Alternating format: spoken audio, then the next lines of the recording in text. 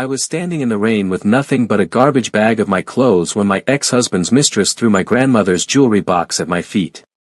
"Take your junk and disappear," she laughed. Inside was a black card I'd never seen before. I had $2.57 in my bank account and nowhere to go, so I did something desperate. I used it. I bought a bottle of water. Just one bottle. Within 3 minutes, my phone exploded with calls from blocked numbers. The convenience store was surrounded by black SUVs. And then he walked in. The man whose eyes held more danger than kindness, whose presence made grown men bow. "Mrs. Okonkwo," he said in a voice like silk over steel, "do you have any idea what you just activated?"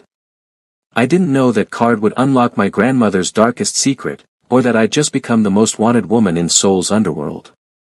If you're ready for a story of revenge, forbidden love, and secrets that will shatter everything, hit that like button and subscribe.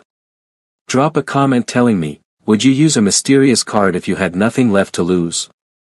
Now, let's get into my story. My name is Zuri Okonkwo Park. Or at least, it was. 3 hours ago, I was Mrs. Park Min-jun, wife of one of Seoul's most promising corporate attorneys. We lived in a penthouse in Gangnam. I drove a white Mercedes. I wore designer clothes.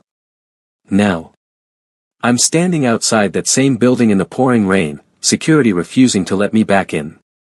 "Please," I begged the guard I'd greeted every morning for 3 years. "Just let me get my documents, my passport." "Mr. Park's orders, ma'am. You're no longer a resident." My hands trembled as I clutched the single garbage bag containing whatever Min-jun's girlfriend deemed my belongings. Not the designer bags I bought with my own money before the marriage. Not my laptop with my unfinished novel. Just old clothes and a jewelry box. I should have seen it coming. The late nights. The perfume. The way he stopped touching me after I lost the baby 6 months ago. The way his mother always looked at me like I was a stain on their perfect Korean bloodline, a black woman who trapped her son. But I loved him. God, I was so stupid. My phone buzzed. A text from Min-jun. "The divorce papers are filed. My lawyer will contact you. Don't make this difficult, Zuri. Sign them, and I'll give you 50 million won to disappear. Make trouble, and you'll get nothing. You have no proof, no rights to my assets. Remember, you signed the prenup. 50 million won. About $37,000. For 3 years of playing the perfect wife. For enduring his mother's racist comments. For losing myself. I wanted to scream. To break something. Instead, I laughed, a broken, hollow sound. I had nowhere to go. My parents were in Nigeria, and I was too ashamed to tell them I'd failed. My friends had slowly disappeared during my marriage. Min-jun had isolated me so gradually I hadn't noticed. I opened the jewelry box, hoping to find something to pawn. My grandmother's amber necklace, a few cheap earrings, and a black card. Sleek. Matte. No bank logo, just a silver embossed symbol, a tiger and a crane intertwined. And a name, Chioma Okonkwo. My grandmother.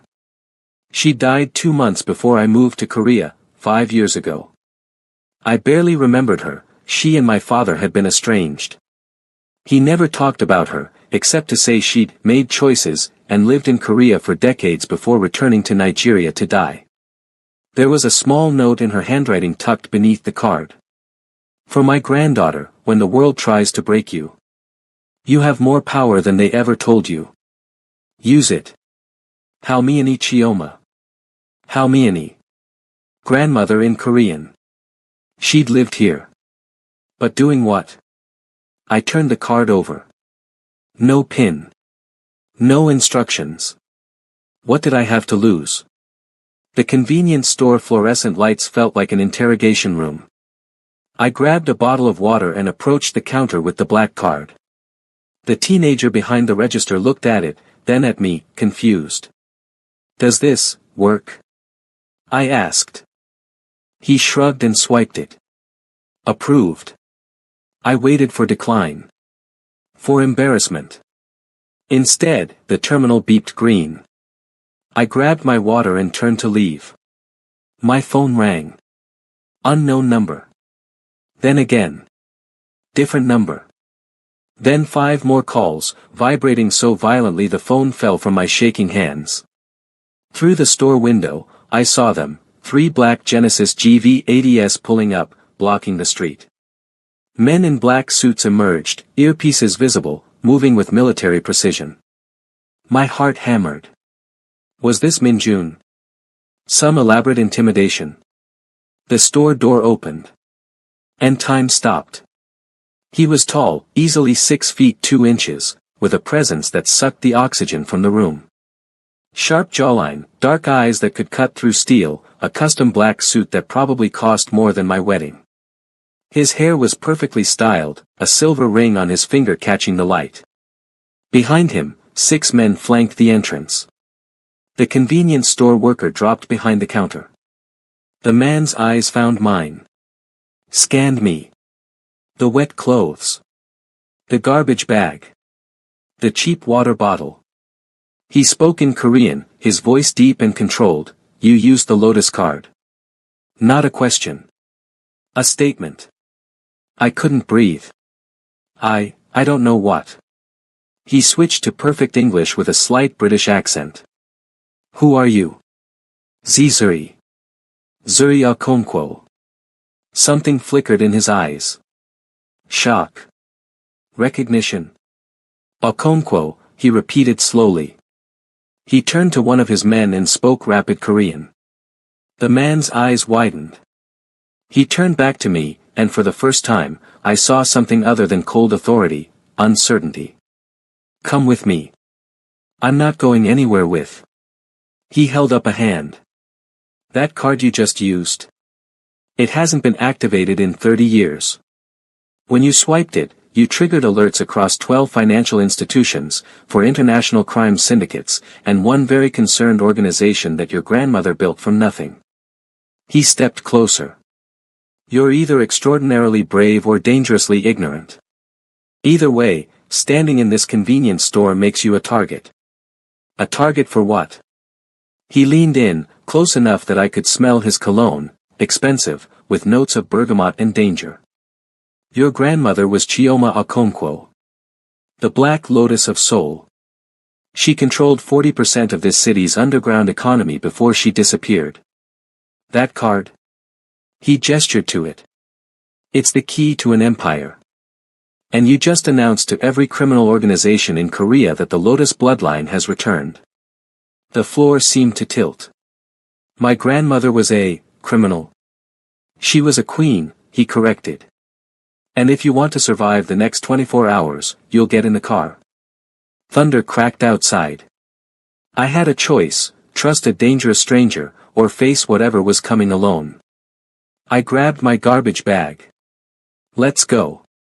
The car smelled like leather and expensive whiskey. I sat across from him in the back of the GV80, 2 of his men in front, 3 cars following. Who are you? I finally asked. Kong Dae-young, he said. I run the Kong family operations in Seoul. Operations. Legal and, less legal. You're a gangster. A slight smile. I prefer entrepreneur. But yes. And my grandmother? He pulled out a tablet, swiped, and showed me a photo. My breath caught. It was Grandma Chioma, but not the frail woman in the photos I'd seen. This woman was maybe 40, stunning in a red chipao, standing in what looked like a luxurious casino. Beside her, a tall Korean man with kind eyes. She came to Seoul in 1985, Dae-young explained. A Nigerian student who fell in love with a low-level gang member, my father's older brother, Kong Jin-woo. Your grandfather. I nearly dropped the tablet. My what? Your father never told you. My father never told me anything. Dae-young's expression softened slightly. Jin-woo was supposed to take over the Kong family.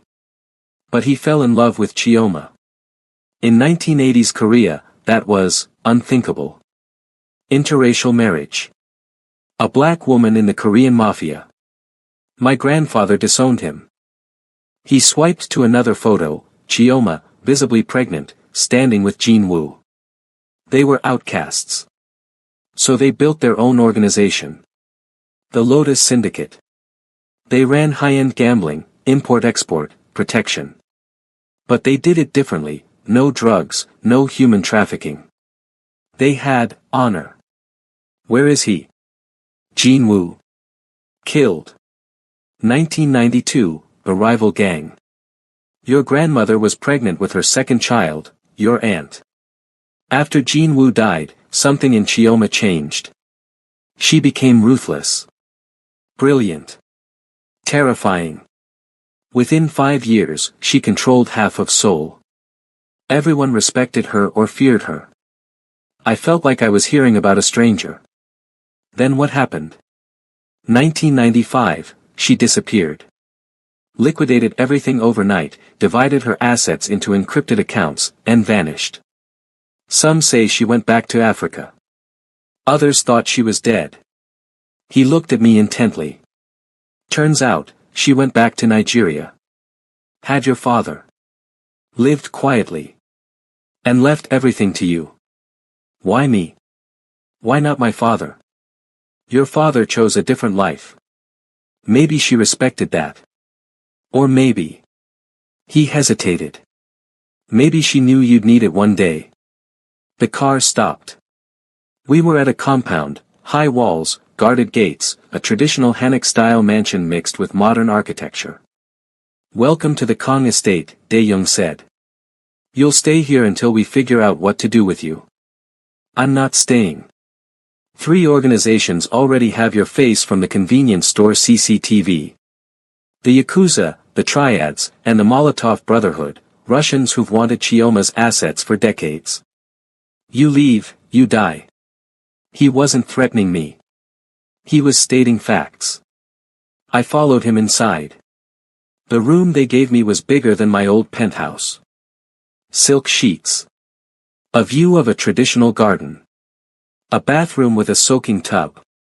I locked the door and finally let myself break down.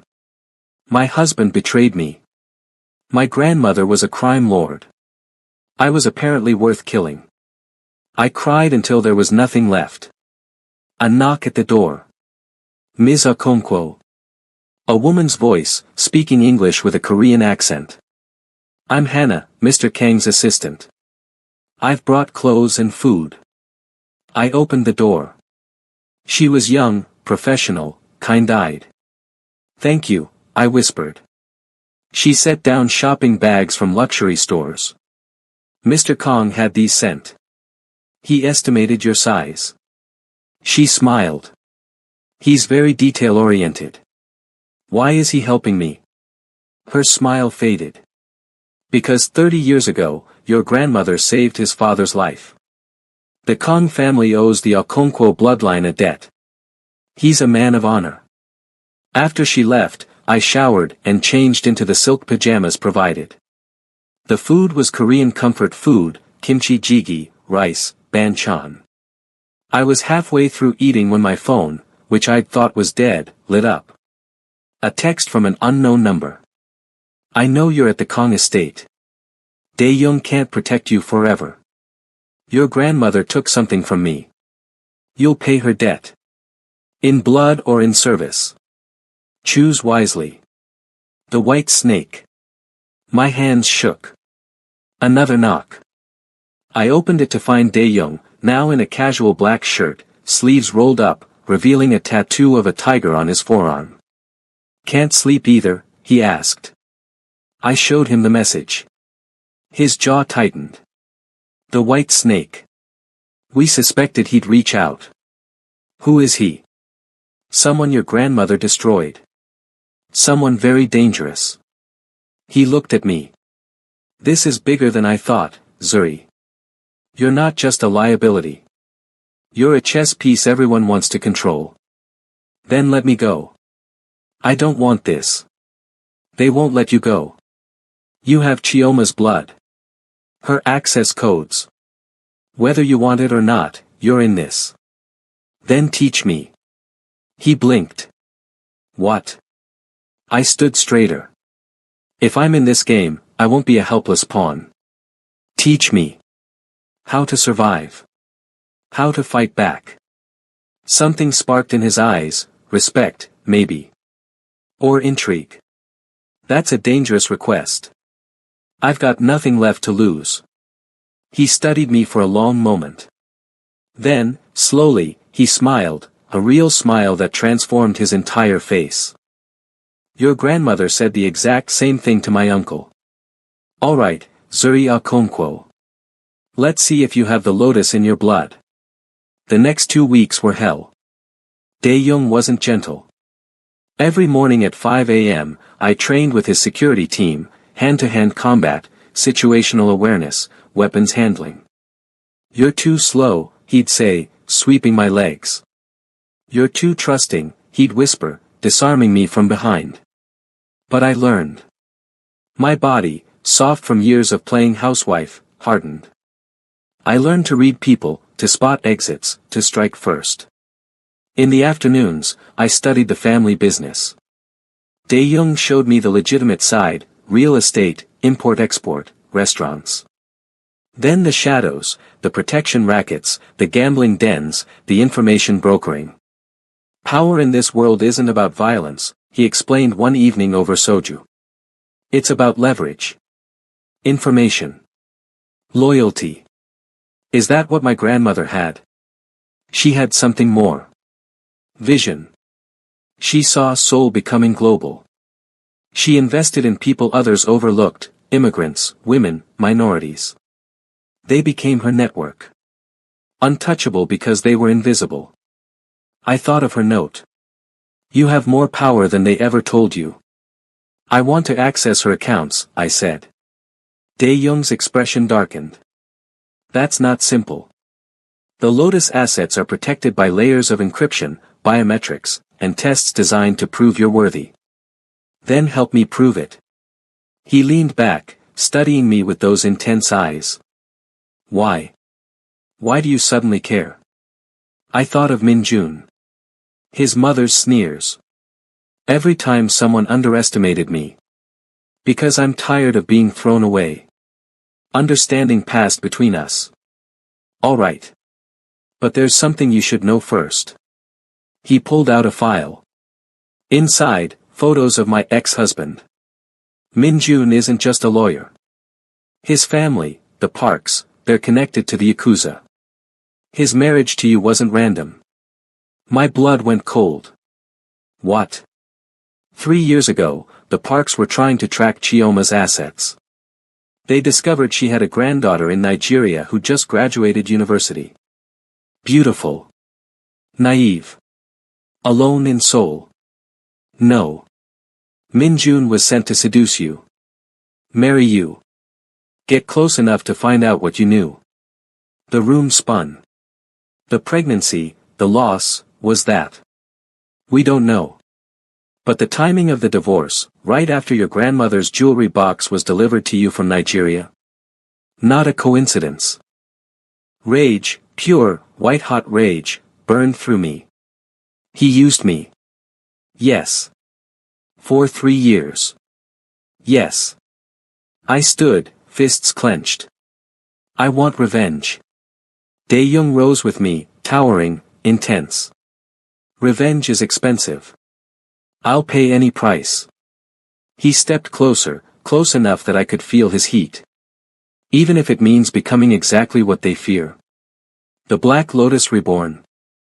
I met his eyes, unflinching. Especially then. His hand came up, cupping my jaw gently, a contrast to his dangerous aura. You're not who you were 2 weeks ago, Zuri. Good. She was weak. No, he said softly. She survived. That took strength. But now. His thumb brushed my cheek. Now you're awakening. And that terrifies me. Why? His eyes darkened with something that made my breath catch. Because I made a promise to protect you. And you're making me want things that break that promise. The air between us crackled. What kind of things? I whispered. Instead of answering, he stepped back, jaw tight. The gala is tomorrow night. Seoul's elite, politicians, chaebols, and half the underworld. The Parks will be there. It's time to introduce them to the new Zuri Okonkwo. The dress was midnight blue, elegant and deadly. My hair was styled in goddess locks, adorned with gold accessories. I looked like power personified. Dae-young waited at the bottom of the stairs in a tailored tuxedo. When he saw me, he froze. Will I do? I asked. You look like your grandmother, he said quietly. Like you could burn the world down and look beautiful doing it. At the gala, held in Seoul's most exclusive hotel, I felt every stare. The whispers. Is that the Okonkwo girl? I heard Kang Dae-young is protecting her. She's with the Lotus family. Then I saw him. Min-jun. In a designer tux, his arm around a delicate Korean woman in white. His new fiancée. When his eyes landed on me, the champagne glass nearly slipped from his hand. I smiled, predatory, confident, and walked straight to him. Min-jun. What a surprise. He recovered quickly, but I saw the panic. Zuri. You look different. Do I? Prison does that to a woman. Oh wait, not prison. Being thrown out like trash. His fiancée looked uncomfortable. Min-jun, who is? No one, he said quickly.